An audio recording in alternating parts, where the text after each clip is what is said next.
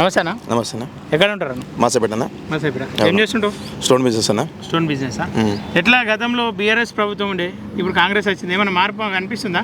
ఏం కనిపిస్తుంది అన్న? అంటే బాగా ప్రజాపాలన, ఏం లేదు. 6 గ్యారంటీలు ఇచ్చినాం చెప్పి జనాలకు పోతురు కదా వాళ్ళు. 6 గంటలలో 2 మమ్మీలు అయినాయి, 3 కాలే అన్న, 4 కాలే. 4 కాలే. ఎట్లా జనాలు ఏమనుకుంటారు అసలు? పబ్లిక్ టాక్ అయితే చాలా మంది పువ్వు గుర్తు కోటేస్తాను అంటారు. పువ్వు గుర్తు ఎందుకన్నా? ఎందుకంటే నరేంద్ర మోడీ అన్ని చేసింది కాబట్టి పువ్వు గుర్తుకేస్తాను అనుకుంటున్నా. అంతేనా? అంతేనా? కానీ ఈ ఏరియాలో ఉన్నటువంటి అభ్యర్థులను చూసుకుంటే ఇటు నీలం మధుముదిరాజు ఉన్నాడు కాంగ్రెస్ నుండి. అవును. ఆయనకు కూడా బలంగానే ఉందంటారు కదా? కాదన్న, కాదా? కాదు.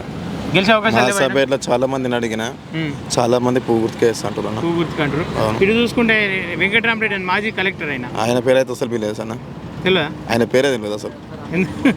ఈ ఏరియాలో కూడా కలెక్టర్ చేసిండంట కదా అన్న? తెలియదు అన్న ఊరికి. తెలియదా? ఎట్లా అంటే అవుట్ రైట్ ఎవరు గెలుస్తారు?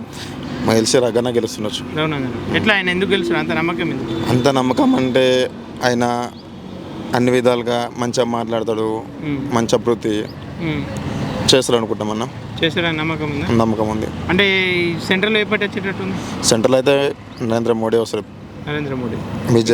బీజేపీ వస్తుంది. ఓకే అన్న, థ్యాంక్ యూ అన్న.